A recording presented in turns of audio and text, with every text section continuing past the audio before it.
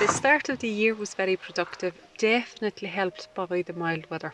I was able to complete the pallet compost bay build and fill it with all the previously gathered composting materials.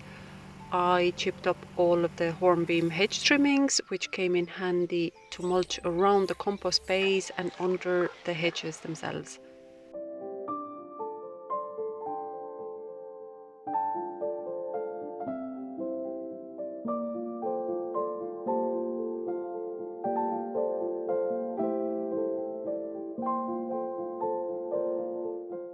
A small break was needed when the snow came, but the signs of spring started to appear soon. And as soon as the snow had melted, I was back to gardening, planting the potatoes and spreading compost.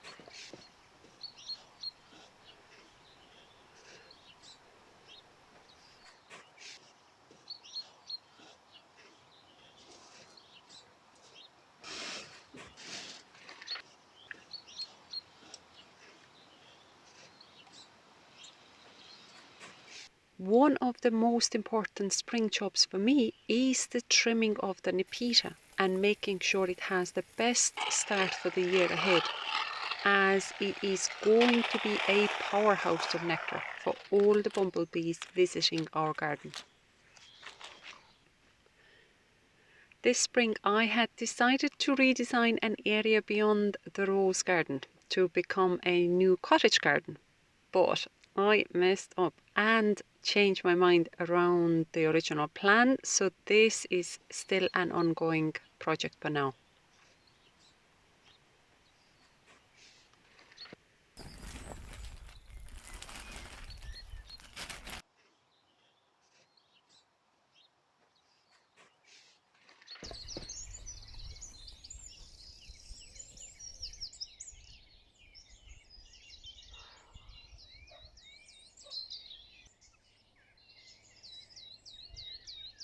Even though the weather was mixed, it still allowed for the typical spring cleaning jobs to continue: the weeding, the pruning and the mulching.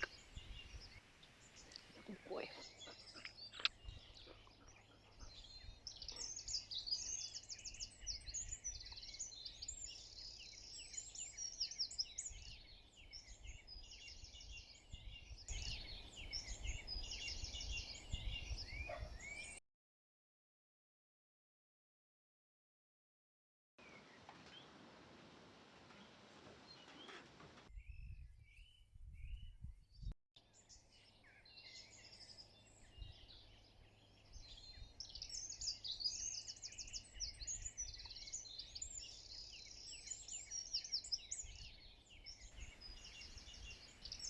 Our ornamental cherry always flowers at the really beginning of April, closely followed by apple trees.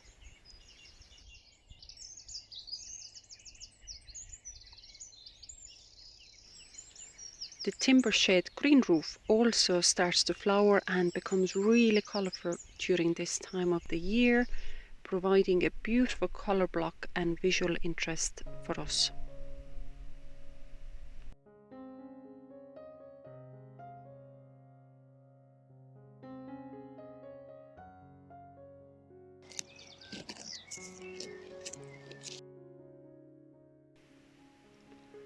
I know it isn't the most common planting style in the kitchen garden, but neither are the exotics of oca, macho and ginger I planted this year.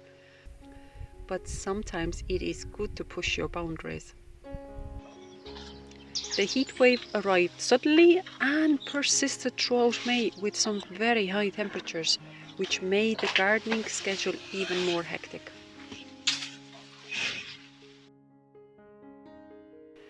The greenhouse had to be emptied and ready for the tomatoes, and soon the corn and pumpkins were planted outside.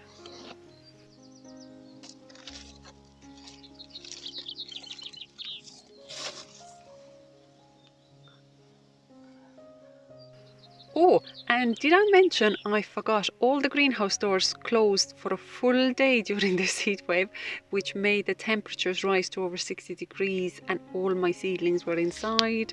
And I didn't realise it until late in the evening after coming home from work.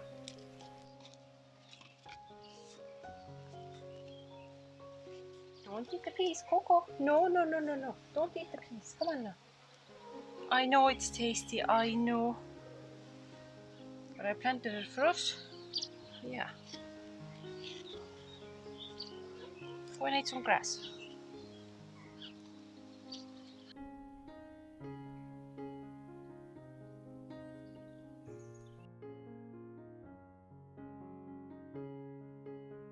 Now, sowing the yellow rattle seed on the field at the end of 2022 finally paid off when the flowers appeared in early summer. I want to turn an area here into a wildflower meadow, and I'm hoping the yellow rattle will weaken the grass growth enough to give the flowers a chance. So far, they have been a delight for the local bees.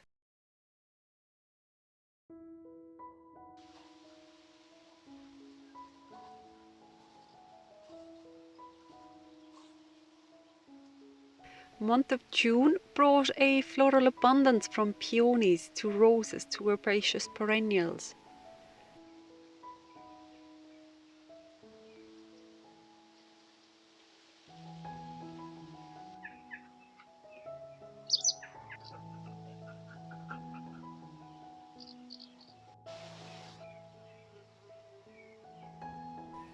Clematis covering the pergola with its white blanket of flowers. The scents and colours were stunning. They would just bring a smile to your face. And there was plenty to harvest from the kitchen garden too.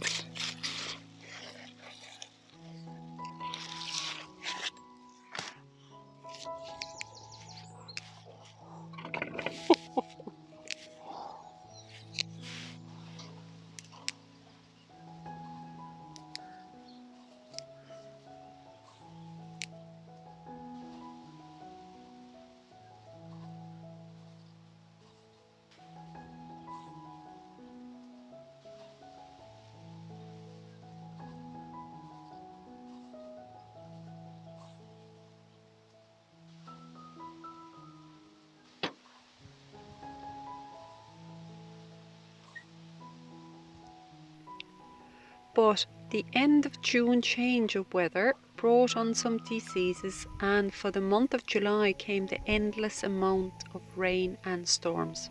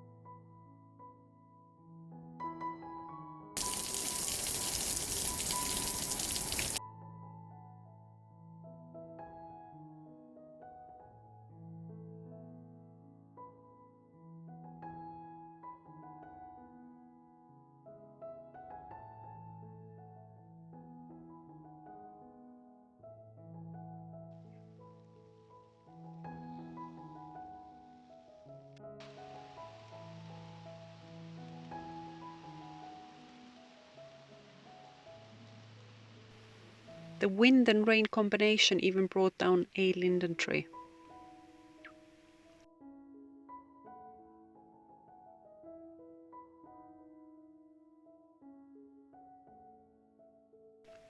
Now I kept working through some of the rainy weather, maintaining and harvesting as much as I could.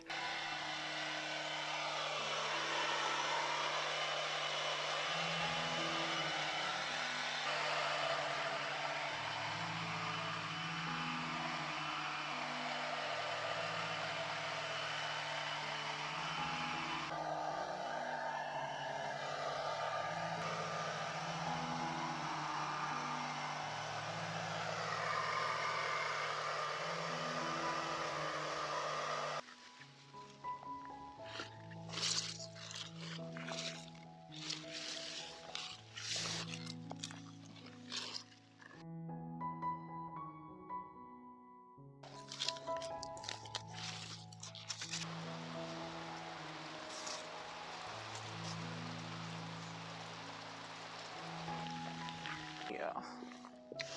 Yeah, you're getting very wet.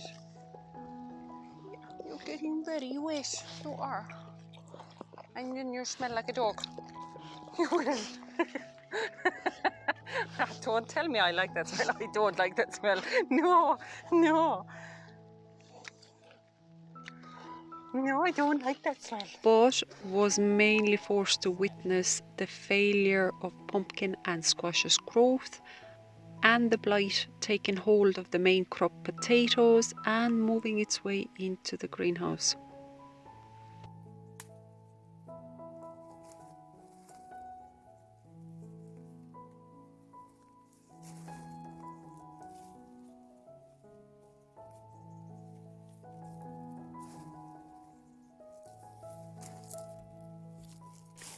As the rest of the garden was flourishing in the sunshine and heat, I had to harvest all of the dessert apples in one go as the wasps were drawn to their sweet scent.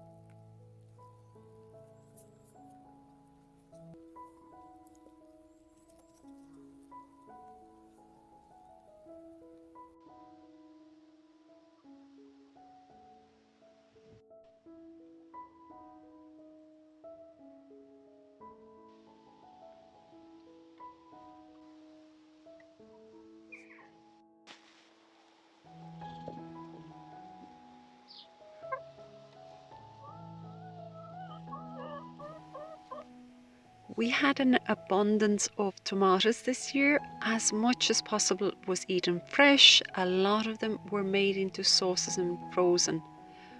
But as the blight continued to spread, some of the plants had to be fully removed.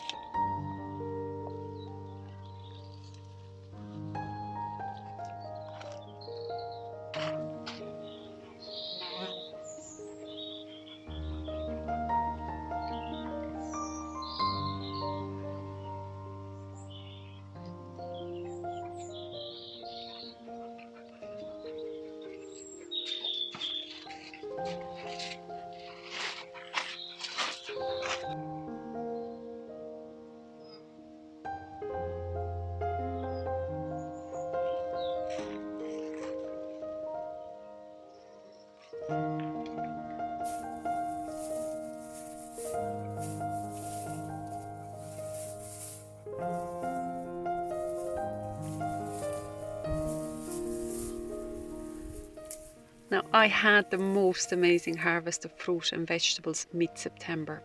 It was a feast for the eyes.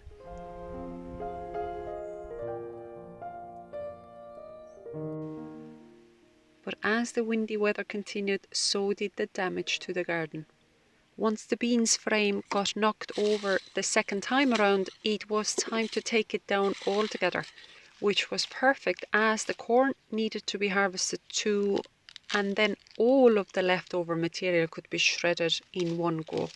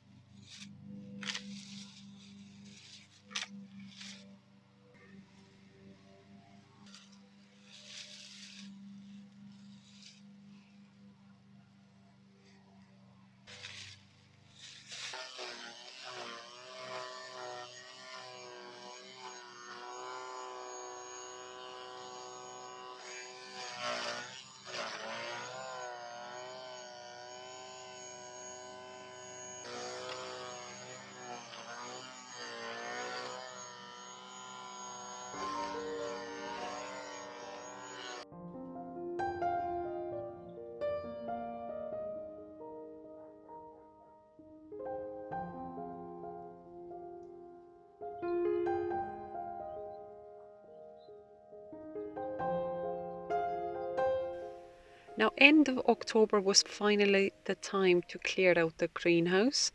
The weather was not getting any warmer, and the last of the remaining green tomatoes were not ripening on the vine, but getting covered by blight. I would have loved to have left the tagetes to flower on, but as I had planned to change the internal layout of the greenhouse, they were in the way. Rosie got one. Come on, Rosie. Clean it out. Uh-huh. Yeah, you really like the seeds, don't you?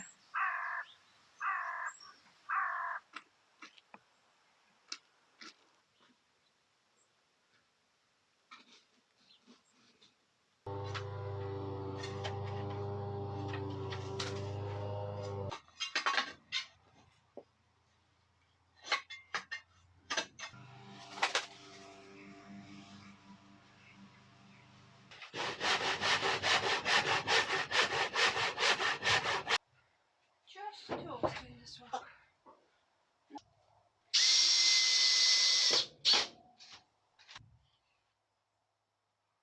All good.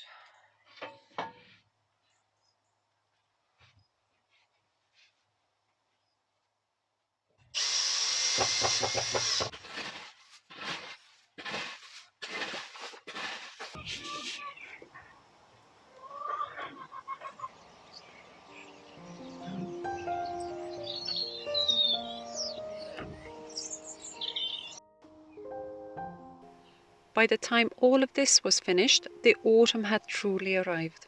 The golden colours everywhere.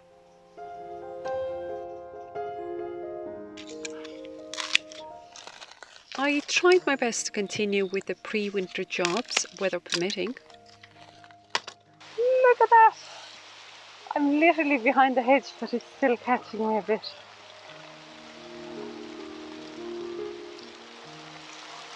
Will I wait it out? Will I go inside? Ooh. No, I think I'd better go inside.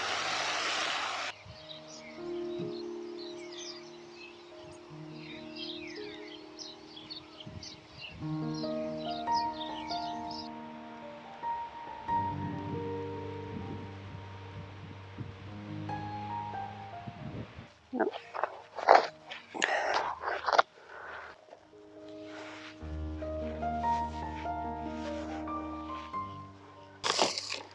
Seaweed and bloodfish and bone.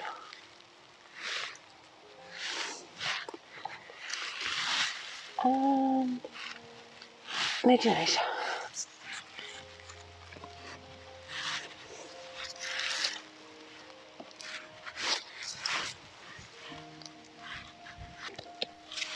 But once the garlic got planted,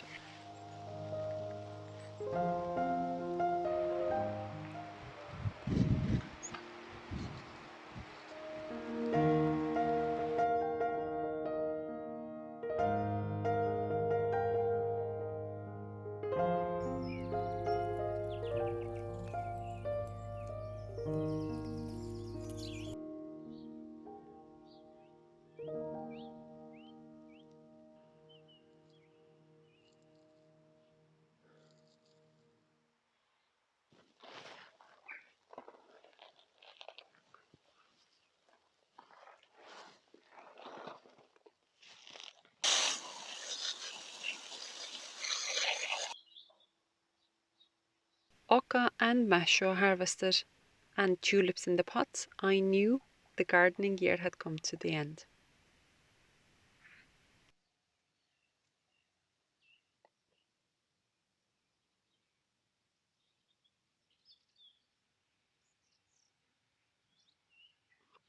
So let's toast to the gardening year of 2023, all the lessons it taught us and joy it brought. And let's hope that 2024 will be as productive.